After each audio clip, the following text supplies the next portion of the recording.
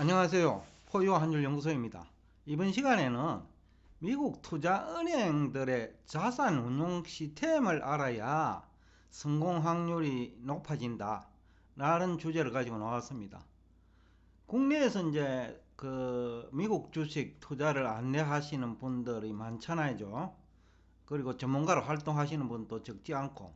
근데 이분들은 주로 미국 애널리스트 보고서를 인용합니다.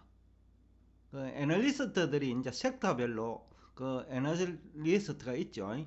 자동차를 분석하는 애널리스트도 있고, 전기전자를 분석하는 애널리스트도 있고, 그 다음에 금융, 음식료, 유틸리티 등에 대해서 이제 다양한 분야별로 애널리스트가 지금 있어요. 그리고 이제 자기 분야, 자기 섹터, 자기가 맡고 있는 분야의 이제 종목을 분석하는 거죠. 그리고 이제 보고서를 작성하는데, 그런데 이제 이 투자은행 이제 보고서를 보면 결국 애널리스트 보고서지요. 매주 수많은 추천 종목을 발표합니다. 그래서 이제 추천 종목이 너무 많죠. 자동차도 수많은 자동차가 있고, 또 전기전자도 수많은 회사들이 있잖아요. 그죠? 또 관련 회사까지 하면 부품 회사까지 있고, 금융도 마찬가지고, 증권회사, 보험회사, 은행권 다 다르거든요. 그 다음에 리스사 같은 데도 있고, 음식료죠. 그리고 유틸리티, 많은 이제 분야를 가지고 있는데, 그러다 보니까 이제 추천 종목도 너무 많죠. 또 투자은행도 많고요. 그러다 보니까 투자은행들끼리도 의견이 다를 수도 있고 또 일치할 수도 있는데, 그래서 국내에서 이제 미국 주식을 안내한다 할까요?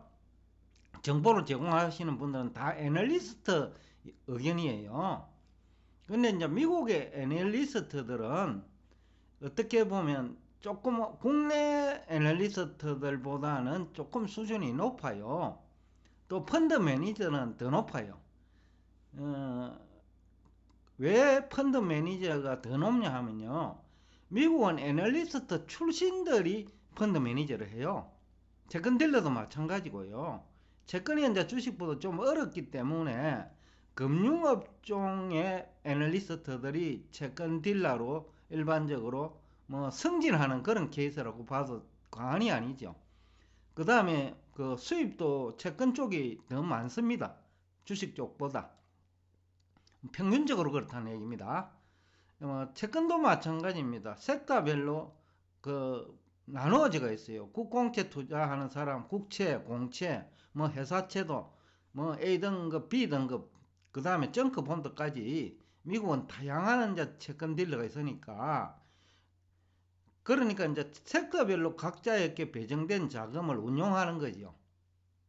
그 다음에 ETF 성격에 따라 또 투자된 금액도 상이하고, 주식의 경우도 그렇죠. ETF 종류가 하도 많으니까 반도체 관련 ETF, 기술주 관련 ETF, 메타버스 관련 ETF. 그러니까 이제 투자된 금액도 상이하고 또 종목도 많죠. 그런데 이제 이것도 자금 배분을 또 누군가가 합니다. 그냥 펀드 매니저가 자기 마음대로 자금 운용하는 거 아니에요. 통제 장치가 돼 있다는 거죠. 그런데 자금 배분 역할을 하는 지위라 할까요? 아니면 최고의 어떤 자산 운용에 있어서 권력가라고도 할 수도 있고 최고 의사 결정자라고도 할 수 있죠. 이 스트레티지스트라고 하는데 전략가인데, 이 직책을 가진 사람, 그러니까 팀장이죠. 그러니까 전략가 팀이 있다는 거죠. 여기서 애널리스트가 추천한 종목을 다시 재점검합니다. 그런데 이것은 아무도 모릅니다. 왜냐하면 전략가는 바로 자산 가격 결정에 지대한 영향을 주거든요. 그러니까 전략가의 전략은 누구도 알 수가 없는 거죠. 정권회사들끼리도 몰라요. 투자은행들끼리도. 뭐 우리가 속된 말로 잘 모르는 사람을 크레물린이라 이러잖아요. 그 속을 잘 알 수 없다. 어떤 생각을 하고 있는지. 그러니까 이제 크레물린이라는 용어로 쓰는데 전략가야말로 크레물린입니다. 왜냐하면 자기 투자 전략을 노출시킬 수가 없어요. 특정 종목을 만약에 노출시켜 버리면 결국 그 회사 주가가 큰 폭으로 오르거나 내려버리면 그 전략가 입장에서는 난감해지거든요. 그러니까 전략가는 그 기자들하고 만나지도 않아요. 점심도 또 애널리스트하고도 따로 먹어요. 왜냐하면 그 정보가 흘러 들어가면 결국 또 영향을 주거든요. 소문나버리고. 그러니까 전략가는 그야말로 조직 내에서도 크레물린이에요. 펀드 매니저도 전략가하고 접근 잘 안 돼요. 그만큼 이제 전략가는 회사의 그 운명을 결정하는 그런 지위에 있는 사람이라고도 할 수 있죠. 그래서 지금 국내에서 뭐 공영방송이나 유튜브 공간에서 미국 주식 투자 뭐 종목 얘기하는 분들도 다 애널리스트 얘기해요. 펀드 매니저도 아니에요. 또 채권 딜러 어중도 알 수가 없어요. 그러니까 그만큼 이제 그 채권 쪽은 또 어렵기도 하고 들어도 기자들은 무슨 소린지도 잘 몰라요. 채권 쪽은. 그러니까 이제 스트레티지스트라고 하는 이 직책이야말로 최고의 어떤 정보를 가진 집단이고 행동을 하는데 결정적인 영향을 주는 전문가지요. 그러니까 이 전략가가 섹터별로 자금을 배분합니다. 펀드의 경우에는. 그러니까 뭐 자동차 분야도 있고 뭐 업종이 하도 많으니 전략가가 이제 자금 배분을 하죠. 그러면 펀드 매니저가 미국 애널리스트 경력자가 펀드 매니저를 해요. 그 전략가가 배정한 자금 내에서 자기가 그 운용을 할 수 있는 거죠. 예를 들어서 차 있고 기아 자동차 있다면 그 자동차 분야에는 전략가가 자금 배정을 하고 그 다음에 배정된 금액 범위 내에서 현대자동차에 투자할 것이냐 기아 자동차에 투자할 것이냐 아니면 자동차 부품에 투자할 것이냐 이것은 이제 재량권이 좀 주어져요. 결국은 이제 전략가는 또 특정 종목을 빼버릴 수도 있어요. 그 펀드 매니저 운용하는 종목 중에서 그래 버리면 주가가 해당 종목은 빠져버리죠.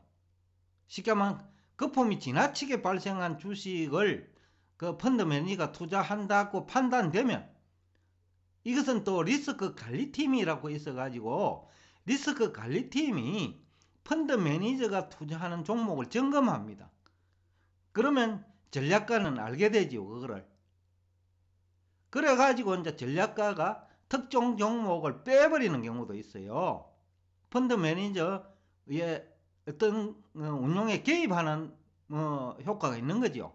그만큼 이제 전략가 역할이 중요한데 국내에서는 애널리스트 그러니까 미국의 정권 전문가가 세 개 집단이 있는데 애널리스트, 펀드 매니저, 스트레티지스트 그 중에서 수준이 가장 낮은 전문가가 애널리스트거든요. 미국은 구조가. 한국에는 애널리스트가 더 오히려 상대적으로 펀드 매니저보다 더 똑똑한데 미국은 애널리스트가 제일 별 볼 일 없어요. 수준이.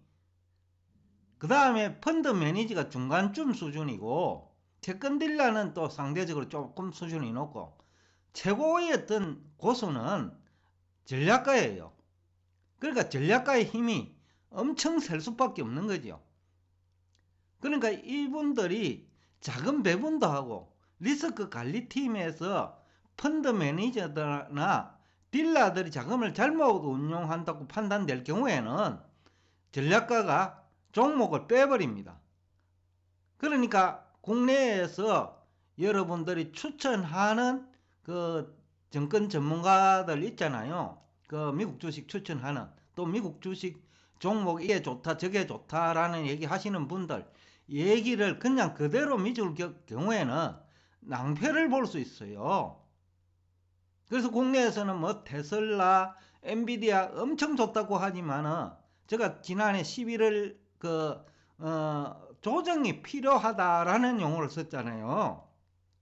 그거는 전략가가 조정을 유도할 수 있다는 얘기예요. 그래서 제가 조정이 필요하다는 용어를 쓴 거죠.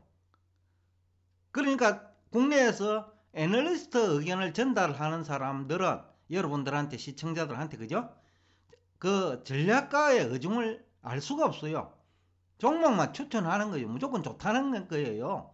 그런데 미국에서는 애널리스트 수준이 제일 낮거든요. 근데 전략가가 보면 병아리단 말이에요. 애널리스트가. 그러니까 그 작은 배분도 안 해줄 수 있고요.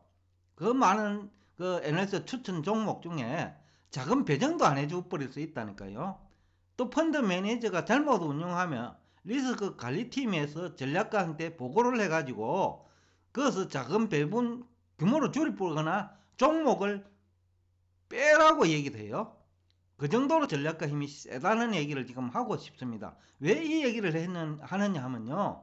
여러분들이 미국 투자은행의 그 자산 운용 시스템을 모르고는 그 성공할 확률이 아주 낮다는 거죠.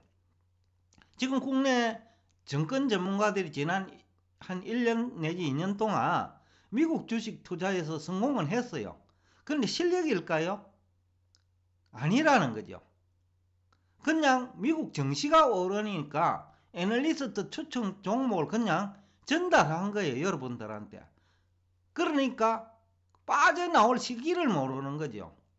11월에도 당해버리고 올해 연초에도 당해버렸단 말이에요. 그거는 뭐냐? 전략가의 의중을 모르기 때문이죠. 전략가는 우리 홈페이지에 있는 이 그림을 매서 알 수 있듯이 모두 다를 알아야 돼요.